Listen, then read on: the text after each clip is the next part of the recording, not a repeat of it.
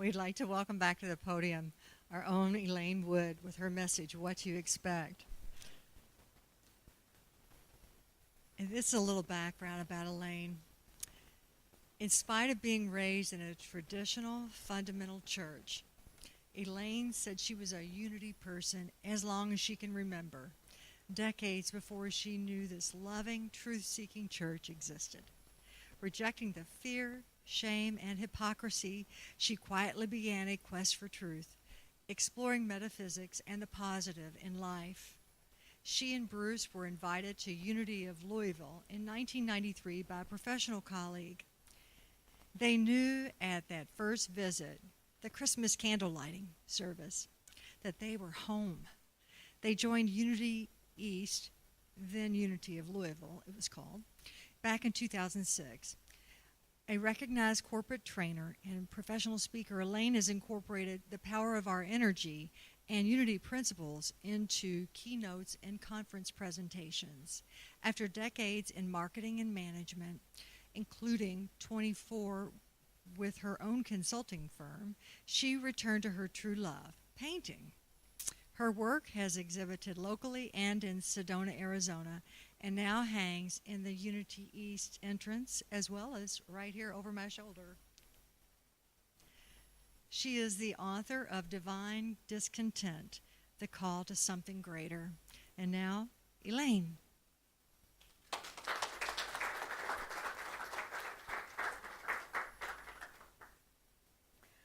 So yeah, the title is What Do You Expect? And I don't know what you expect. So we'll hope for the best. But I do have 3 statements I'd like to read. And all they require is from you is a yes or no. And whether it's true for you or not, and you don't have to raise your hand, you don't have to nod, you don't have to do anything, just know the answer for yourself. So number 1, is this true for you? When pulling into a parking lot, I always say a prayer of gratitude for the right and perfect parking space that's waiting for me. Number 2, it's always something. Number 3, well, anything's possible. Okay. So, and I have to tell you, Jane and I go back 100 years and probably many lifetimes, and the things we have seen manifest and made possible are just literally mind-blowing. But today I want to talk about this very deep question, and a couple of you asked me last week what I was going to talk about, and this is what I said. What do Emily Dickinson, Captain Jean-Luc Picard of the Starship Enterprise, and Jesus have in common? Now, you can look at me like, oh dear, here she goes again. But trust me, there is something profound that they share.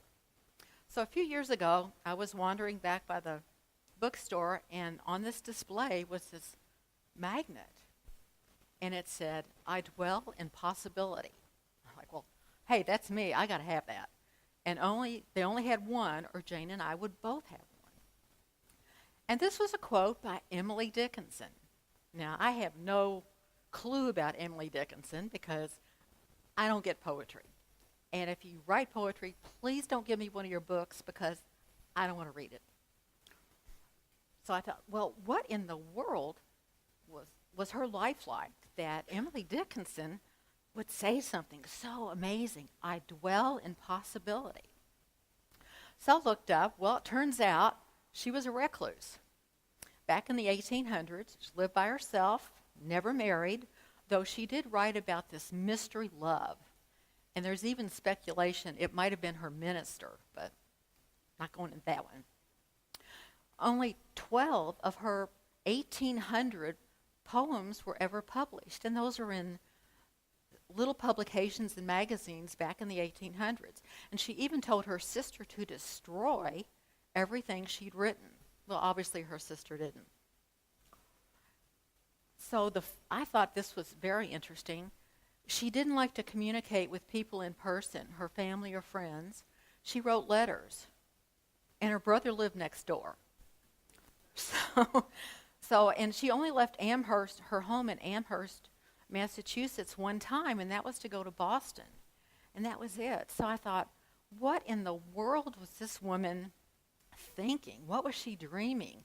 That she had created this small, reclusive, isolated life. What possibilities was she possibly dreaming of? So there's number one. So this is my possibility story. This is one of my favorites. Though Jane and I share one about elephants that you all would not believe.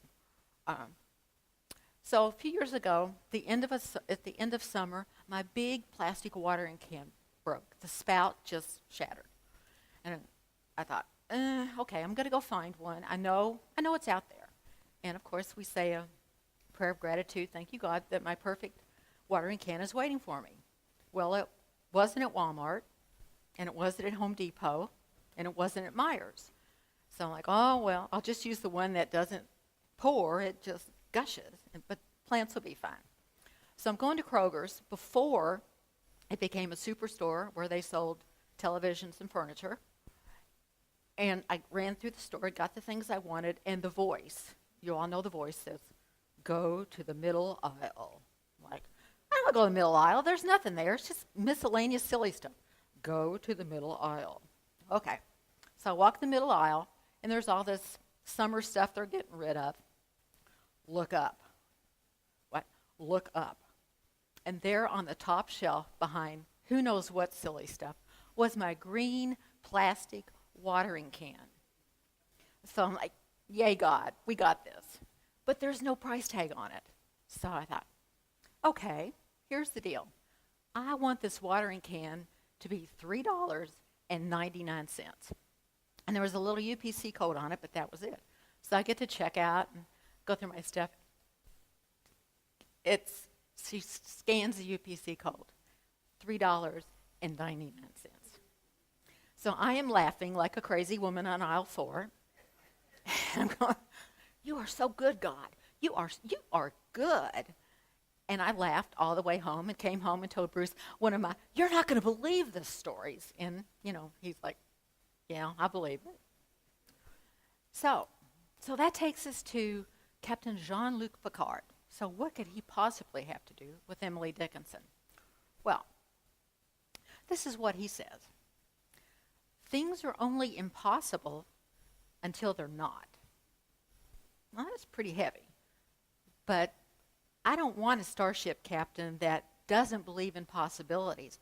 I don't want one that says, okay, yeah, we got the Klingons and we got the wormholes and we've got these really strange things going on, but this is the way we've always done it, and that'll never work. I want a starship captain that says, what if? And listens to his people and says, what if? I don't want a starship captain or somebody actually in my life that says, well, it's a 50-50. Maybe it'll work, maybe it won't. So here's the deal. Probability is a human construct. God doesn't speak about probabilities. And then not only do we create probabilities, we created odds. Well, the odds are, and then some of us actually fall for that. We get hooked up in this silly game. How many of you had bets on the horse yesterday? And it's fun. As long as you keep it in fun, it's okay. But remember, God doesn't deal in probabilities. Probably I'll make it rain if you people behave, and if not, well, probably I won't. So what we look at as possibility, and what Captain Picard said, we think things are impossible because we just don't know how to do them yet. It's not humanly possible yet. Well, space travel wasn't possible 100 years ago. 3D printers weren't possible 50 years ago. DNA sequencing was unheard of. I mean, just think about all the things that weren't possible until they were. So, like the starship captain, we ask, what if? And we give the command, make it so. And someday we'll talk about the law of command. That's pretty amazing if you've ever studied anything about that. It's a really interesting law of the universe. So go back to an original episode of Star Trek.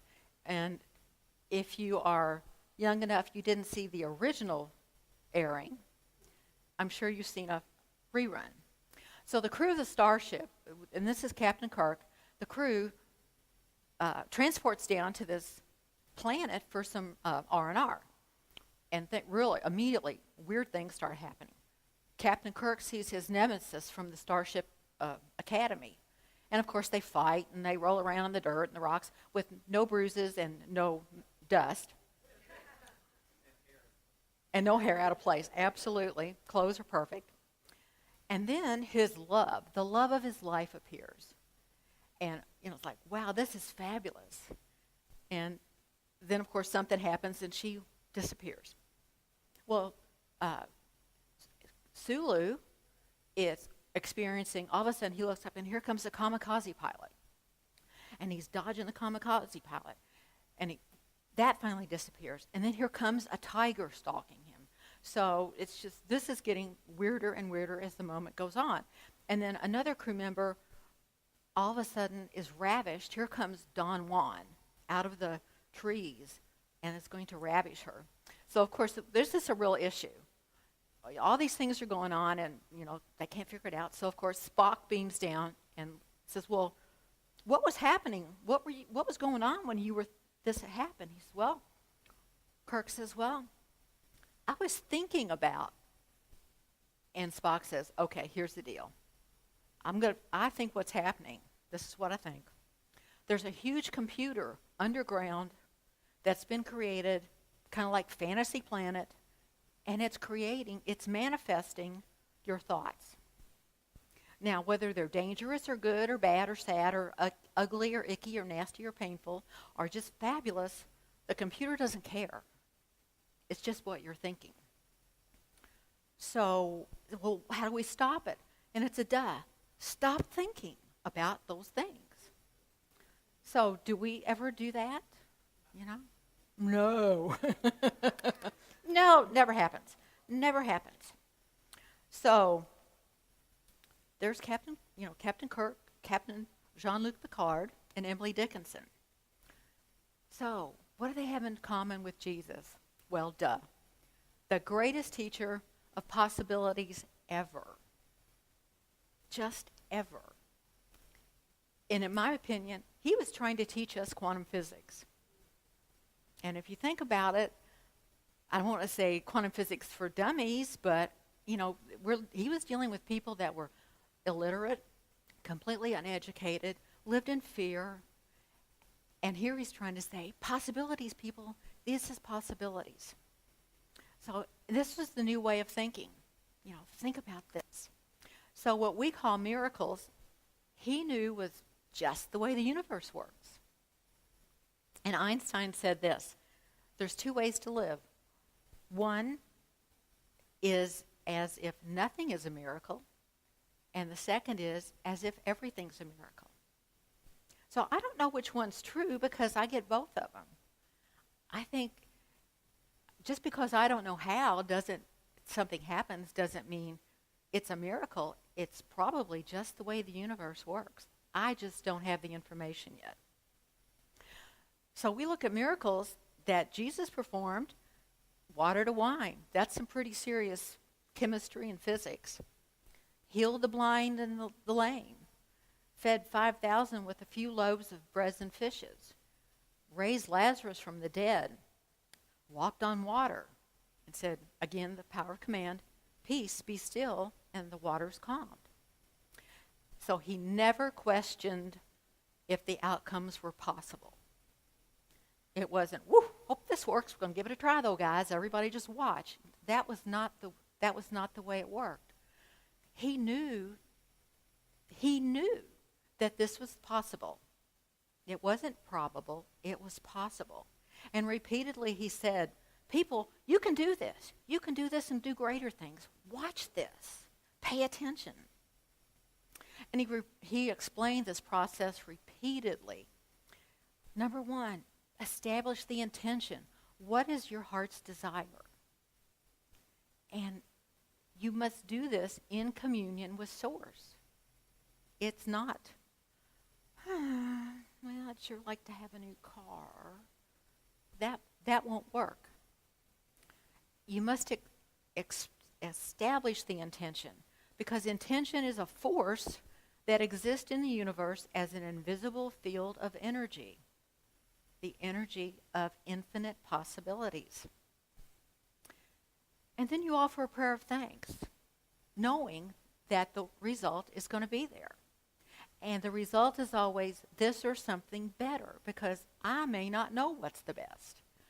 I really doubt that in the prayer to feed the thousands of people, Jesus said, okay, I've got 24 baskets. I need those filled 4 times, and on and on. He didn't have to say, this is how it's going to happen. He trusted Source to make it so. And then he let it go. Surrendered the outcome. How many times do we mess with that because we just have this need to be in control? So what he said was, and he said this repeatedly in various ways, whatever you ask in prayer, believing that you have received it, you will receive it. The key is faith. No ifs, ands, or buts, or maybes. Faith is knowing, not hoping. And then just let the universe do the work for my highest good. This or something better, and for my highest good. So in Matthew's, Jesus had the Peter and James and John. They'd gone to the mountain, and he was getting pretty fed up with them because they just didn't get it. And this is what he said. If you have faith like a grain of mustard, you will say to the mountain, move from here to there, and it will move. Nothing will be impossible. Now that's pretty big, because mountains come in a lot of different sizes. Mountains are everything from relationships to literal mountains. And we want that to happen. So what do? Well, this is a wonderful book, Prosperity, Spiritual Substance, the Fundamental Basis of the Universe. Charles Fillmore says that Jesus named this field of possibilities the kingdom of the heavens, which is here and now, and always accessible. And we're told repeatedly, it's your Father, your Creator's good pleasure to give you the kingdom.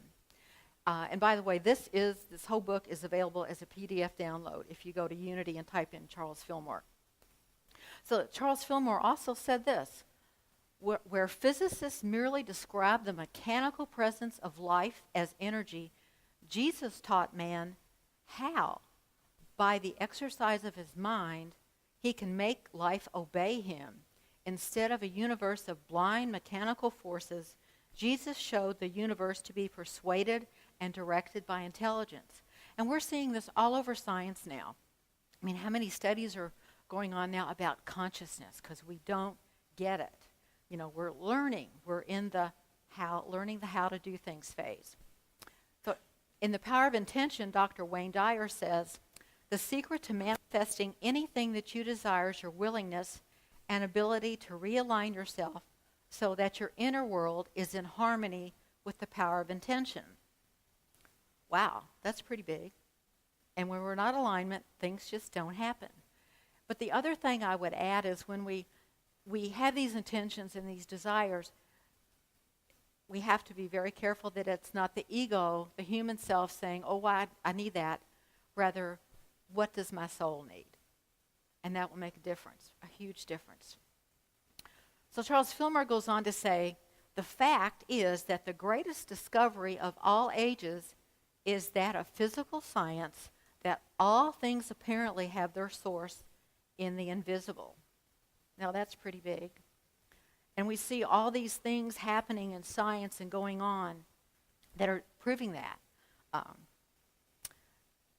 So are any of you familiar with Greg Braden and his work? He's one of the great researchers now working on where science and spirituality come together. And he's defined, in his book, The Divine Matrix, he's defined this matrix as the container that holds the universe, the field of energy, the bridge between all these things, and the mirror that shows us what we've created. So this is one of my favorite. I just found this week, and I thought, this is amazing. So from that, I thought, well, is it possible that dark matter is the substance from which all is created? And I found this. 68% of the universe is dark energy. 27% of the universe is dark matter. Only 5% is what we call normal matter. So what does that mean? Well, maybe, just maybe, it means that 95% of the universe is pure potential. So of course it's infinite. How could we possibly have limited substance? So this is one of those things I read, and I come running up the steps. Bruce, guess what? And I'm, blah blah blah, and there's 5% of the universe is all that's been manifested, made material. What do you think? And he looks up from the iPad. He goes, what? And I go through it again. He goes, oh, okay. And back to, and I tell him that's the price of being married to a nerd. And that's okay. That's okay. So quickly, we communicate with this divine matrix through emotion. And if there's no emotion attached to the desire and the oneness that I pray as that, not for it. And this totally explains why wishful thinking and passing fancies are not effective in manifesting anything. So after we're done, ask Jane about elephants. She will be thrilled to explain that to you. So according to Greg, he says our inner language, our emotions, change the atoms and the electrons of the outer world. So the technique for human to divine interface is what we call prayer. And our feeling of it already being is the prayer. It's not a begging for, gimme, no whining aloud. It's, I pray as the rain. I pray as whatever I desire. So, one last quote from Jesus, and said, again about this mountain. Truly I say to you, whoever says to the mountain, be taken up and thrown into the sea, and does not doubt in his heart, but believes that what he says will come to pass, it will be done for them. So this is a full potential available to us. And we need to have our intention. This is exactly what we want to dwell in, the possibility of intention. So that's why I choose to dwell in possibility, just like Emily, just like Captain Jean-Luc, and certainly following the teachings of our great teacher, Jesus. So I dwell there for my highest good. And this is exactly where we want to be. We dwell in possibility. So I've asked Dawn to share an affirmation and an intention that I think is a wonderful way to begin each day. Y'all sing along. You're all old enough to know it. Zippity-doo-dah, zippity-yay. My, oh my, what a wonderful day. Plenty of sunshine heading my way. Zippity-doo-dah, zippity-yay. Mr. Bluebird on my shoulder. It's the truth, it's actual.